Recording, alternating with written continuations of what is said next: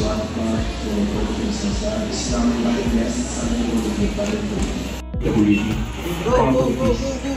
mga panahon hindi may kasama bata kung ikaw ay hindi kabilang sa boarding group.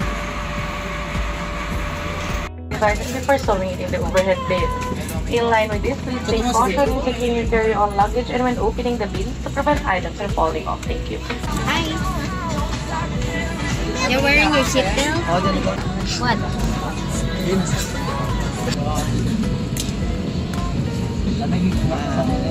Hello. What was the one? You choose one. I like soda. You like that pretzel?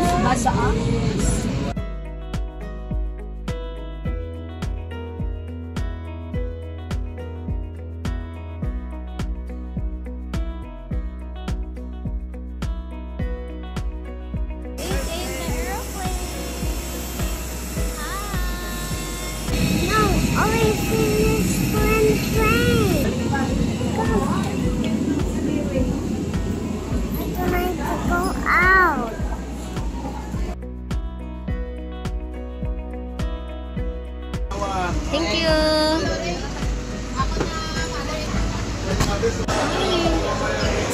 Pogi.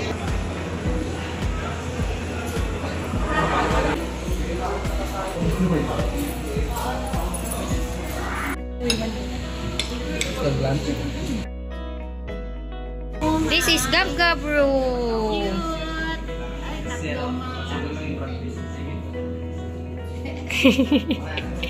This is your room?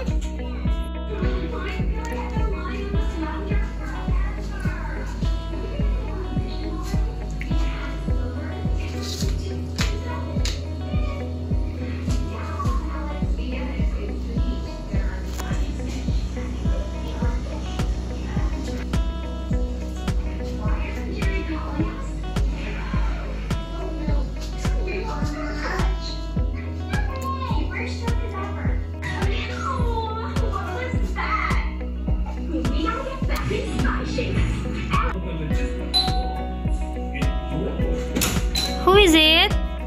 Hi.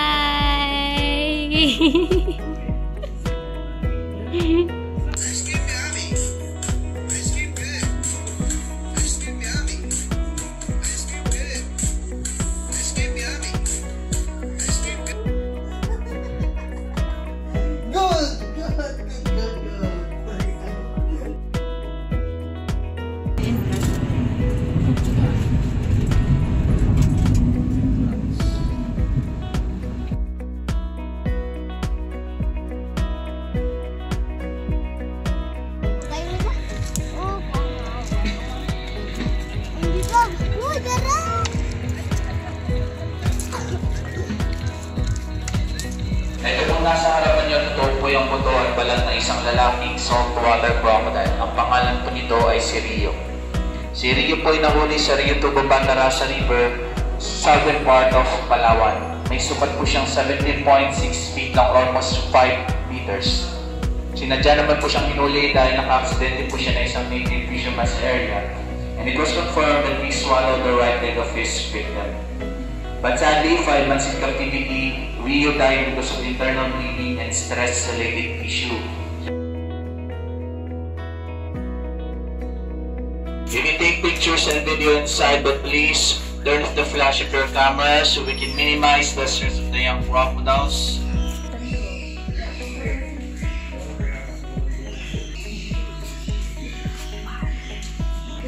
Did you see the crocodiles? Quiet, huh? They are babies. If you have questions, you can ask me along the way.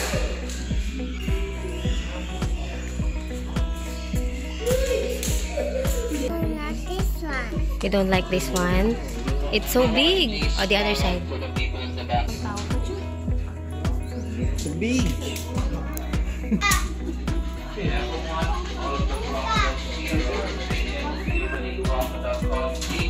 That's why nandito po sila. Yung mga pangalan po nila nandiyan po sa board. Yung iba po nasa gilid. Yung iba po nasa itaas. The other side, exit po ito. Oh my God. Ang gulo na. Did you see, Gab? It's so big. It's a papa crocodile.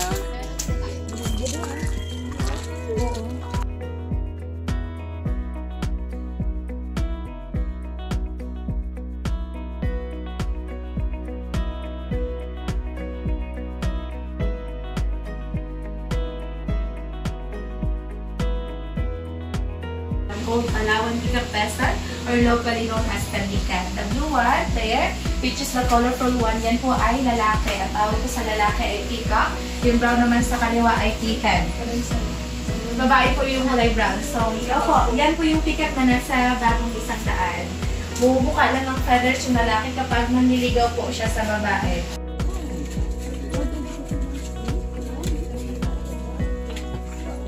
Peacock.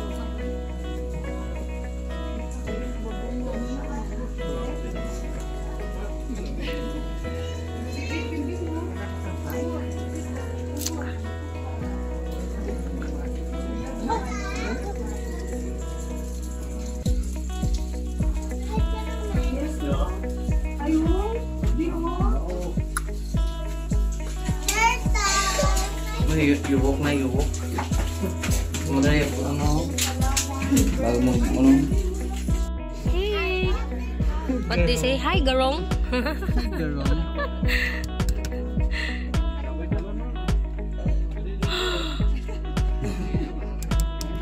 Gabriel, careful.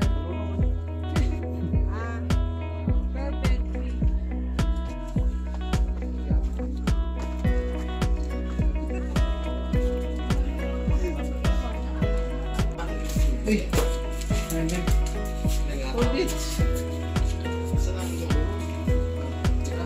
Yes.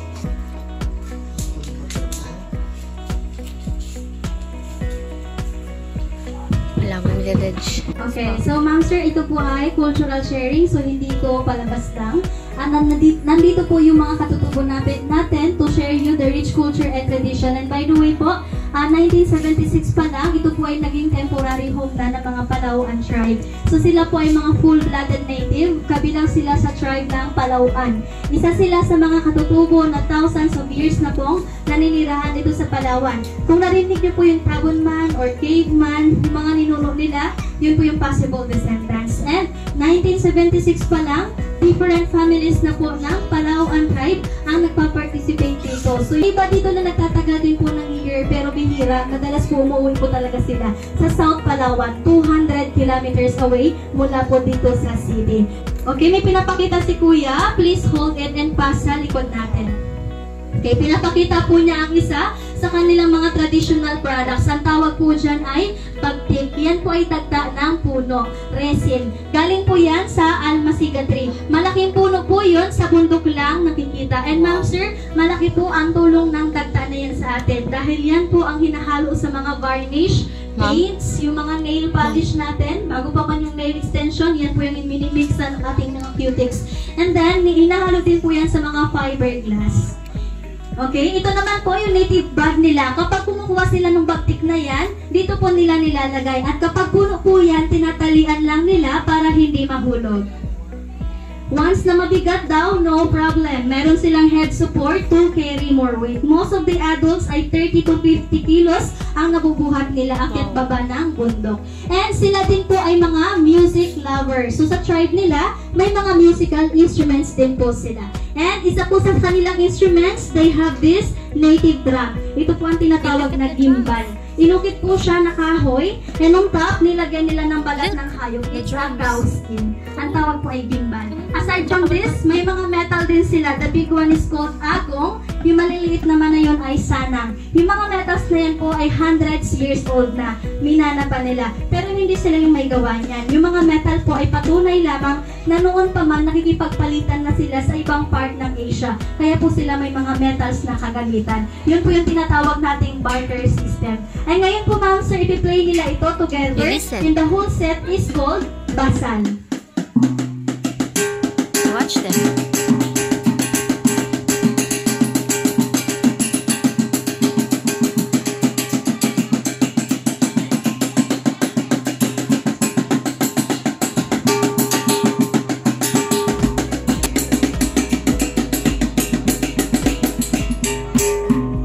Okay, yan po yung kanilang basal. At dito, hindi sila sumasayaw to entertain guests or tourists dahil ang mga tribal dances po sa kanila, rituals po yun or sagrado. Para lang yun sa mga prayer, kasal, or kapag may good harvest. Pwede natin makita yung dance as long as may sineselebrate or may seremonya. And next naman po, mayroon silang sariling gitara. Ayan, ito po yung gitara nila. At bago pa man dumating yung mga modern guitars natin, mas nauna po ito. Mayroon na silang sariling guitar noon. Ito po ay nasa aklat din natin. One of the first guitars here in the Philippines. Ang tawag po dito ay kudlungan, also known as kudyapi. And mag-share po sila ng isa sa mga music nila at ang tawag po dyan ay bogit. Pag sinabi pong bogit, it means bird song.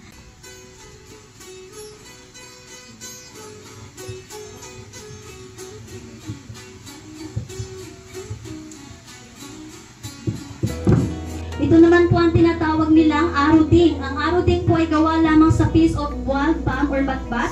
And they put beeswax. Ito po yung dart. Adjuster po ito ng sound. So, piniplay nila ito through vibration and ginagamit nila ang kanilang mouth to create an amazing sound.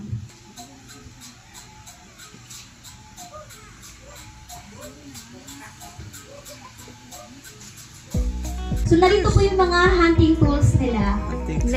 You see their tools. Okay, ito po ang mga sibat nila at yung mga metal po nito ay nasa hundreds of years na rin. Minanapan nila, pinapalitan lang nila ang handle. Ito po ang ginagamit nila for the bigger animals. Pag may target sila, binabato lang ito sa malayuan. And kapag tinamaan ng target, yung metal po nito, it will pierce through and get stuck dahil sa hook. Pag tumakbo yung target, naghihiwalay po ito. At yung handle naman ang nagsisilbing angkla. Sumasabit dito sa mga puno para matrap po yung target. Pag sumabit po ito, gagamitin nila ang isang sibat pang follow up nila. So in short, ito yung pang trap, yung isa naman ay pang follow up naman. And also they have tampios. You wanna see it? Okay? Pag sinabi natin tampios, maliit yun na bago.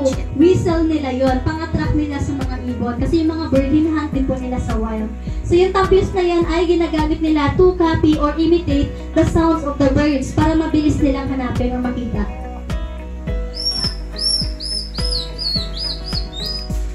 And then, kapag nag-response po yung target, that's the time that they're going to prepare the blow darts or the blow gun. Sa Tagalog po, yan yung tinatawag nating sumpit.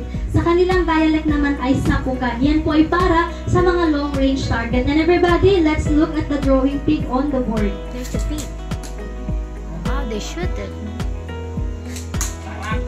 Okay, yan po yung kanilang blow dart or blow. Show you kung paano magpaapoy sa bundok. Ang tawag po nila ay santikan. The word santik means a strike or a friction. Okay, so nakikita niyo po yung spark. And now, uusok na yan. Ayan, si kuya naman na isa, ang gagawin niya is i-blow niya. Gamit po yung dry gases or dry leaves. Ayan. At their young age po, talagang alam na ng karamihan sa kanila kung paano ito gawin. Dahil tinuturuan po sila habang bata pa lang. Kalayo na. Oh, there's a fire na. Santik-santik lang. Ang tawag dito ay salong or sahing. Kaya po ito umaapoy dahil may dagta ito sa loob. Dagta siya ng pulong na pinatigas lang. And binalot nila na down. Parang insenso. Naniniwala din sila na yung usok nito ay nakakataboy ng bad luck, bad spirit. Gamot din nila to sa sakit ng ulo at sakit ng tiyan. At mabango po siya.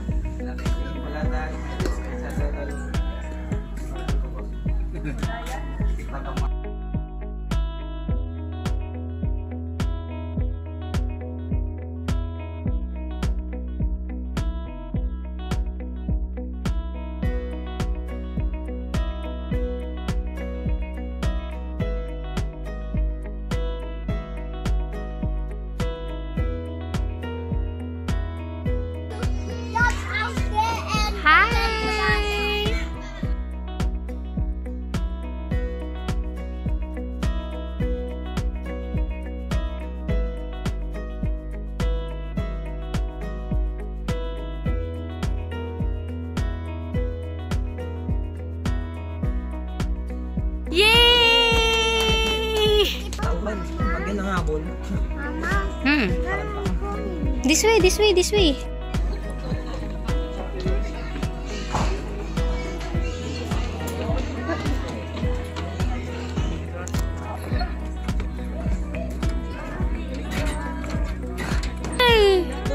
It's so high! Hi, peacock! See? Peacock? So many! Whoop! Whoop!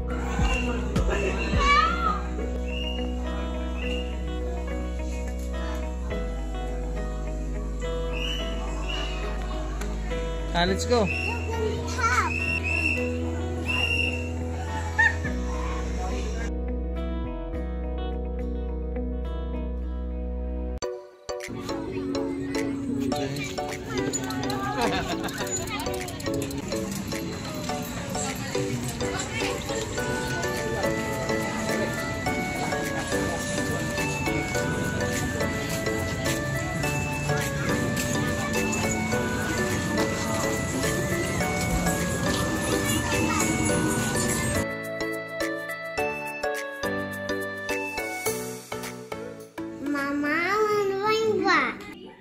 Hi, Mama. Hello, Gab Gab.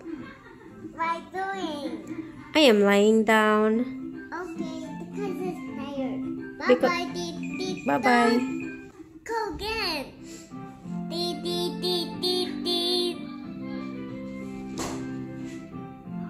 Mama, go, Mama. Dee. Hello? Hi, Gab. Bye-bye. Why bye-bye? No, I want to talk.